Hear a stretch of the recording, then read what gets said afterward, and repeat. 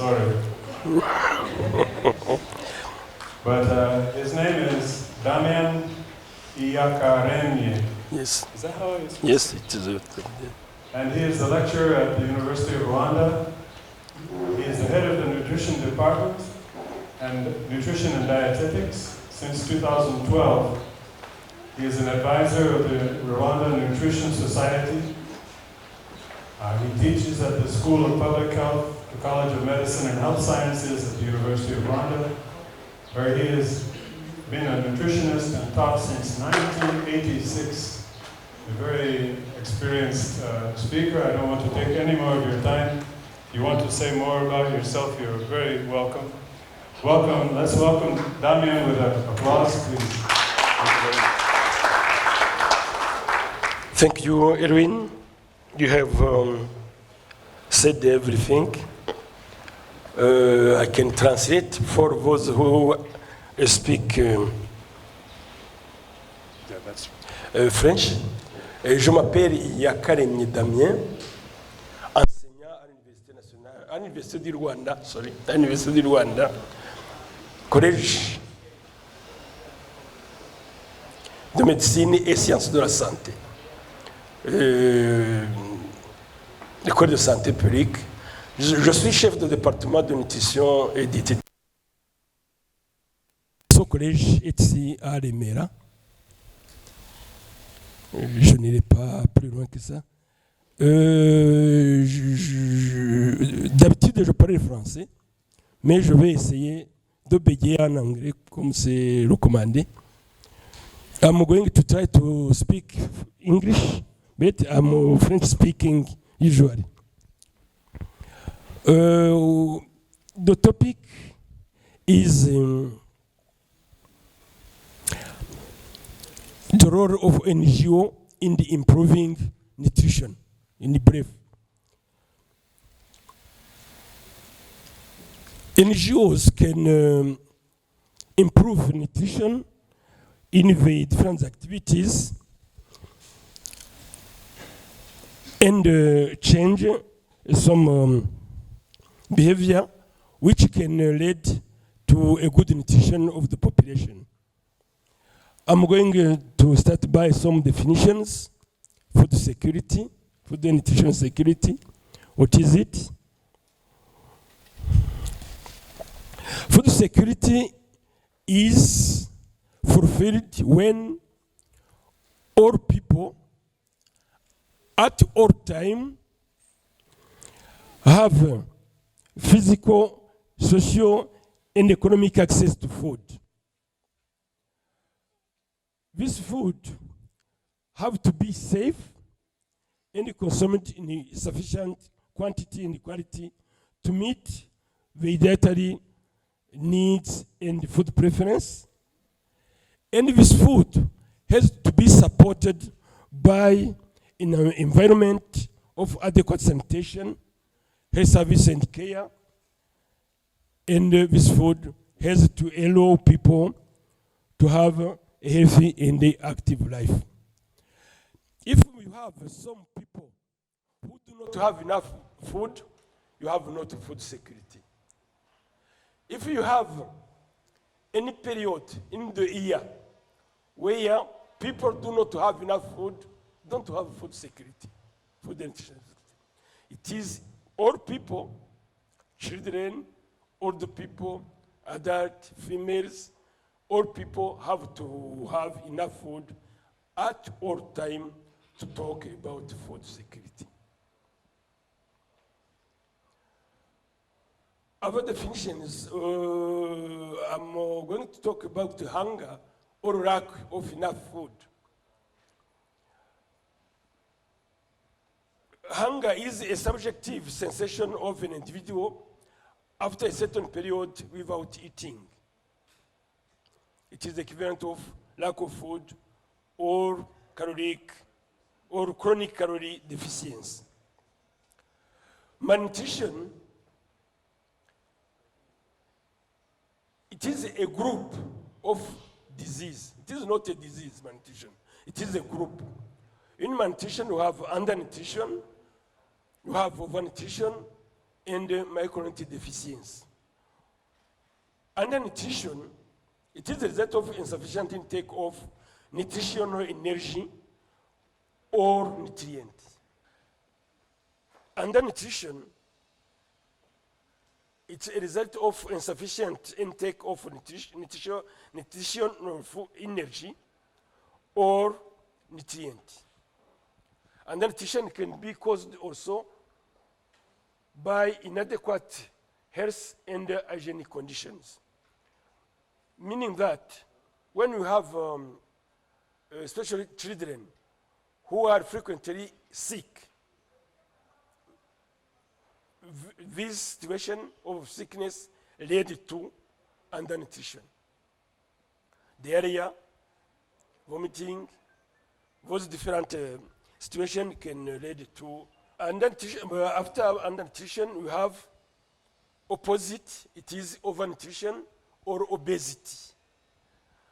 Obesity, it is a result of an excess intake of nutritional energy or over a long period of time. Sometimes we can have obesity due to some hormones or metabolic disorders, but this obesity is not frequent. The obesity we are seeing, especially in different countries, developed or non-developed, it is due to consumption of energy. The third situation of malnutrition is micronutrient deficient, or it is called also hidden hunger. It is a result of inadequate supply of vitamin and minerals. Those are three situations: undernutrition, overnutrition, micronutrient deficiency, they constitute what is called malnutrition. Malnutrition can be summarized in these figures, where you have on your left a big man or a child who is obese, meaning that he has taken more than he or she needs in energy. The second one, on your left, it is on my right, it is a normal people. The third one is short. It means during the 1,000 days, the first 1,000 days, he did not get enough nutrients, and he is stunted, short for his or her age. The last one is wasted. What it means, for his or her age, she or he has a low weight. It is called acute malnutrition. For the last one, if you give enough energy and protein, you can correct this situation. For the last it means on this one on the left for me, on the right for you. But the previous one, who is stunted, you can't correct it. After 2 years, it is so late to correct it. He or she will be short the whole life.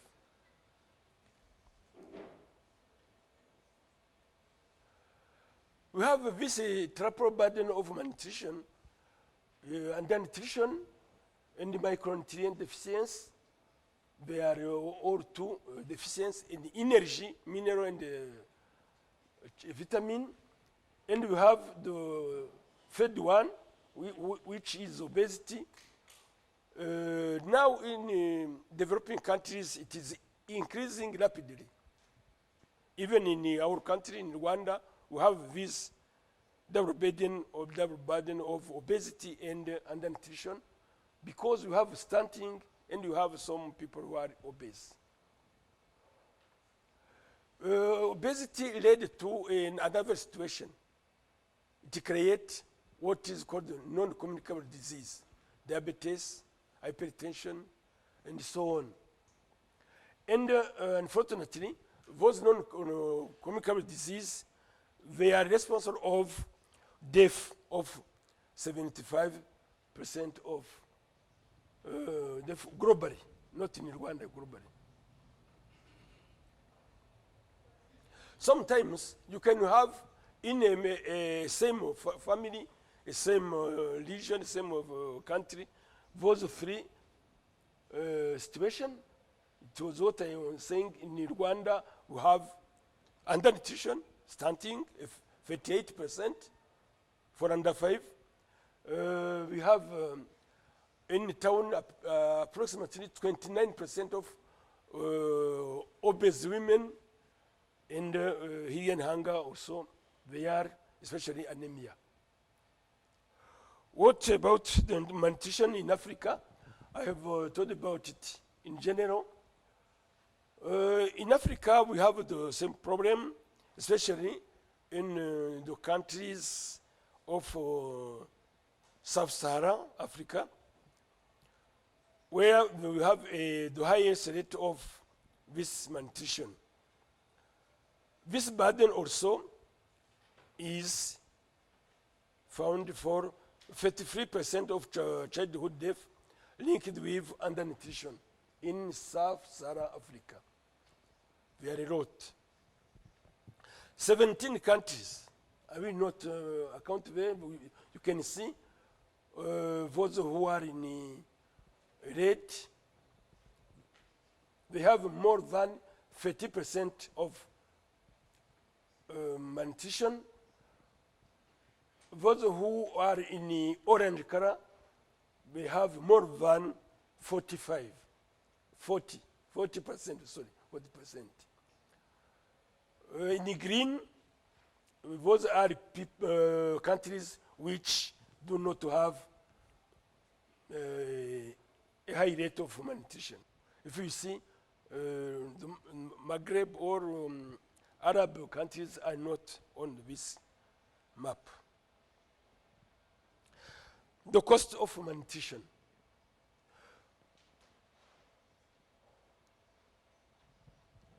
Malnutrition and disease related to malnutrition are responsible for death, 70% of death, of mortality globally.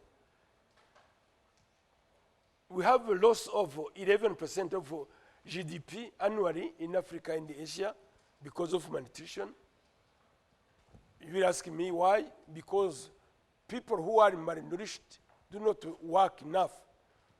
Even when they are in school, they don't perform enough.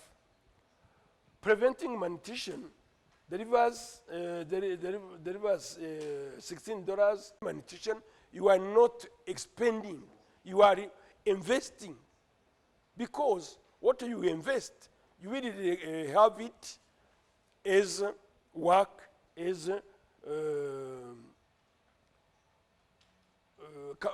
performance for children who will go to school. Countries have agreed on a nutrition target for nutrition. Now they are working on, and all of them have some targets. Policies may be in place, but implementation of effective interventions are still challenges. Where in Sun movement in Nepal last month, we were talking about how to invest in nutrition to prevent malnutrition and to increase economy for different countries. When do we prevent malnutrition? We have not to prevent malnutrition when we are adult. We have to do it in the first 1,000 days of children. It means during pregnancy, first and second year. After the second year, it will not be reversible.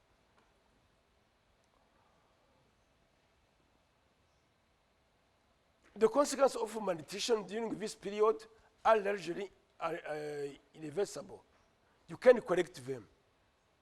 If a child is stunted, he is stunted, definitively.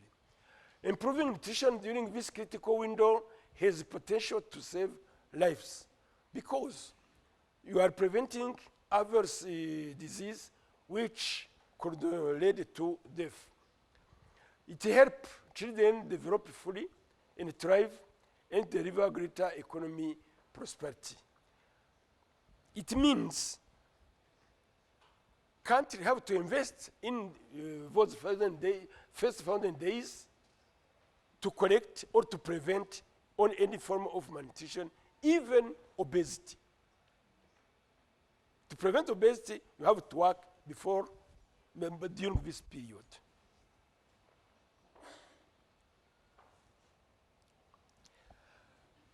Nutrition is included in Sustainable Development Goals. They talk about, it is the 171. Nutrition is central to achieve SDGs, and improved nutrition has positive impact on health, education, employment, female empowerment, poverty, and reduction of inequality. Preventing nutrition is related to health because when someone is well nourished, he has enough antibodies, he has a good immunity. If he is or she is a child, he or does not get sick. Meaning that if he's a child or she's a child, he or she will grow normally and good. What prevent disease? Education. When the child is well nourished in school, he will or she will perform well. Employment. You know, if someone is malnourished, he does not have or she does not have enough energy to work, enough power to work, meaning that it is a loss of work and money. It means to female empowerment. If you want to empower females, you have to empower females who are very active or very strong because they are not malnourished. If they are malnourished, you have to start by treating them. Poverty and the reduction of inequality, it means if you have people who are working, who are getting enough, they will not be poor. Commercially, poverty and inequality, water or lack of water, safe water, sanitation and hygiene, education, food system, climate change, social protection, and agriculture affect nutrition outcomes. Poverty and inequality, we're talking about in the above. If you have people who are poor, they will not to eat because we don't have enough to eat. They are poor, we don't eat enough. We don't eat enough, we don't work enough, they will be poor. It is a circle. Water. If we don't have safe water for people, they will be regularly sick, especially children with diarrhea. Contamination or contaminated water, it will lead to disease. With the disease, people will be weak. If they are weak, they will not work. If they don't work, they become poor. It leads to poverty.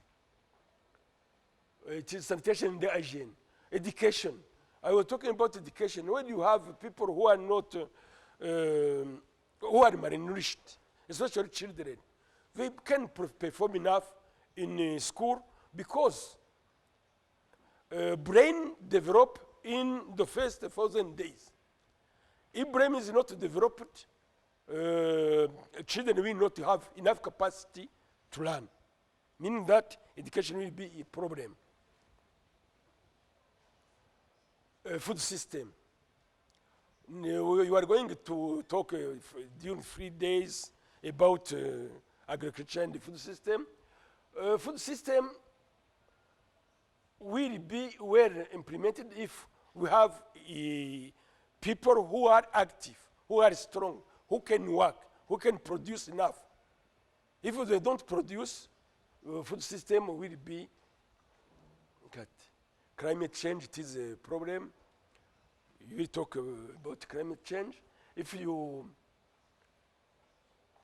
have not a climate for producing, we not have enough food, and it led to the previous situation. Social protection, if you don't have mean to protect your population, to treat them. Here I have thought about mutuelle de santé or community health insurance here. If people can be treated all the time, they will stay strong and produce enough. Agriculture is your domain. Me, I'm in the domain of earth-based. Agriculture is very important to have a modern agriculture which produce enough food and provide in quantity and food in quantity and in quality to have people who are well nourished. It is very important to incorporate nutrition target in the development and social sectors. If you are working without taking into consideration the component nutrition, you can produce, but people will not eat. They will sell. You have to educate them. But to produce it is the first step. To consume it is another one. Because of it, you can produce, have available food, sell them, and see population who are malnourished. Where many governments spend more than 30% of the budget. They can spend budget, but without taking into consideration this component of nutrition, the problem will stay the same. Because if we have malnutrition in this country from 1970, we're talking about nutrition education, but it has never corrected this problem. Because before this period, after genocide, they did not take into consideration the component in nutrition. They were talking about nutrition education in health centers, in hospitals, but not educating people to produce and to consume.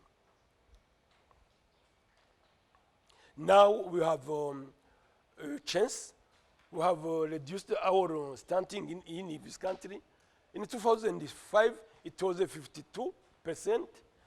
2010, it was 44%. Now, 2015, it's 38%. In 2020, it will be reduced enough, but we have not data for this period. Global and regional nutrition goals. Nutrition is taken into consideration in sustainable development goals too. They talk about end hunger. I was talking about the summit of Nepal last month. They wanted to eliminate all forms of malnutrition in 2030, all forms, including obesity. SDG 2 planned to achieve food security and improve nutrition and promote sustainable agriculture. It could be better to start by sustainable agriculture and improve nutrition, because They started by nutrition and they finished by agriculture, what is some opposite. African Union Vision 20, sorry, in 2063, they talk about health and well-nourished citizens. It is a goal. In Malabo Declaration, we have some target for 2025, and end hunger is the first one. End hunger, reduce stunting under 10%, and underweight reduce it to 5%.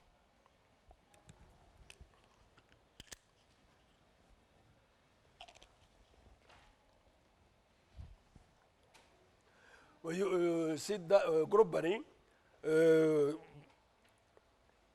they have a good plan to eliminate malnutrition, and I hope they will be reached. How to address malnutrition? Because if we talk about malnutrition as a problem, we have to talk about how to address it, how to eliminate it. If we want to have people well nourished, we have to use a multi-sector approach. For me, I can start by agriculture, not by health. Because we have to produce. After producing, educate people to consume, to improve nutrition. We have to work to produce and to increase our economy. To have economic growth, it means you have produced enough, you have sold enough, and you have money, you have increased your economy. You protect your population. So protection is very important, because if we have means allocated by the government or partners, they are able to get care. We have to educate people. If you have a population who is not educated, you will not have good nutrition, because sometimes there is culture which can be a barrier to nutrition. You ask to people to eat this and this, they refuse, because no, our culture does not accept. You ask them to consume this, no, our religion does not accept. If you have this population who have such barriers, you have to educate them to change. Water and sanitation. It is very important to have safe water and people who are practicing hygiene. If they don't practice hygiene, they will be continuously sick. I come on the last step on health. We have to go to have health service. It is very important. We have to use them, social protection. We have to have people who are treating, who are very competent. But we don't have health service and the basic for our nutrition. It helps us to maintain health, but we have not to have it as a basic, as we did in the previous years. How agriculture linked to food and nutrition security. Agriculture is fundamental to food production. I told you about it. It is linked to nutrition through food availability and access to food. When you produce enough food, they are available. It is normal. And you educate people to consume them.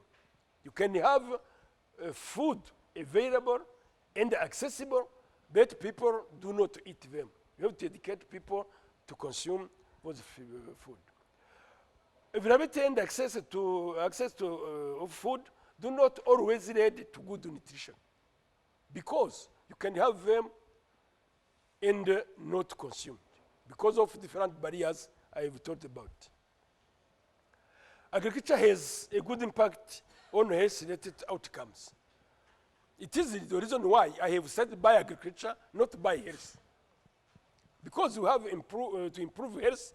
Even when we are improving health, we are not going to treat. No, we are going to produce and treat with food. Sometimes agriculture can be disconnected with nutrition because of different barriers I have talked about. There is a disconnect between agriculture and nutrition because of barriers linked to culture and sometimes religion. Traditionally, agricultural development has tended to focus on productivity, production and income rather than nutrition. We have always been producing, but we did not correct this problem of malnutrition. Why? Because we are producing enough food, but we are eating not enough, or what people are eating is not the quality. They consume in quantity, but in quality. Especially in our culture where a mother can give enough potatoes, enough banana, enough ugari, but don't think about leguminous. And child will be. What can agriculture do to deliver better on nutrition outcomes? Agriculture must transform to become nutrition sensitive in order to deliver on health diets and SDGs. We have to improve our agriculture. It is what we are going to talk about during those 3 days. And agriculture, which is improved, will lead to production to consumption with education and improve nutrition. We have to use a nutrition scientific agriculture. If we wanted to improve nutrition, we have to produce food which will address situation of malnutrition.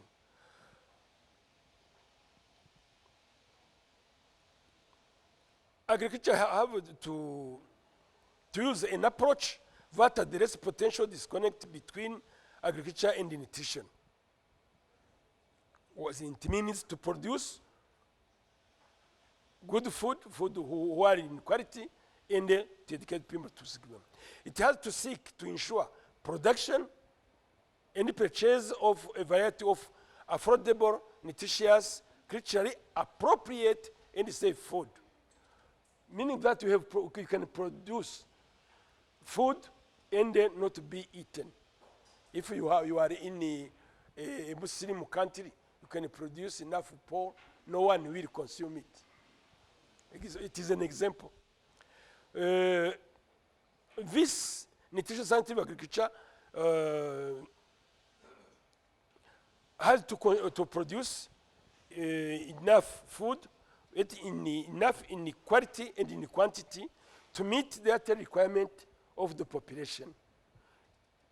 This must be done in a sustainable manner. It means that not to be done once or twice, to be continuously and well done. We have a situation where we will have food production for household consumption. If they are produced, they are all consumed at home, but they can be also sold and provide income. If you are educating women, because someone who educate women, educate celui qui éduque une femme dit que la population dit que bon, you are educating one woman, you are educating people. But you have to be careful, because when you are producing, you are going to reduce. You have to reduce the price, because if there are enough quantity of food, they have to be affordable. If we are not affordable, you will not reach this situation. This nutrition sensitive agriculture will relate to this chain. We have primary production, good quantity and quality. You go to post-harvest. In post-harvest, you have to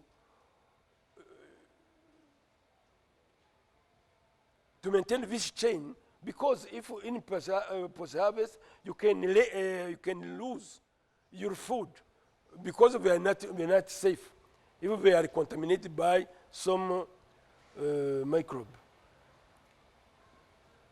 If you have good food produced, well maintained, you go to the market, you get money. With money, increase the income of the household, and the household will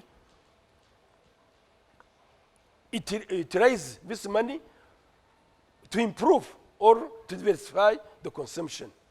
And the nutritional outcome will come late. You see, this is the link between nutrition and the agriculture. How can extension service contribute to nutrition sensitive agriculture? You have to observe this principle of do no harm. The most basic requirement for nutrition sensitive programming is to avoid the possible negative impact on nutrition. What kind of negative impact? Improving agriculture productivity. Producing maize, it's good. You increase the quantity, you have availability of maize at the household level in the local market. You have increased production of maize, and it led to food security. It is what is intended. But when you are producing maize, you are in what is called the monoculture. You can have a situation which is not intended.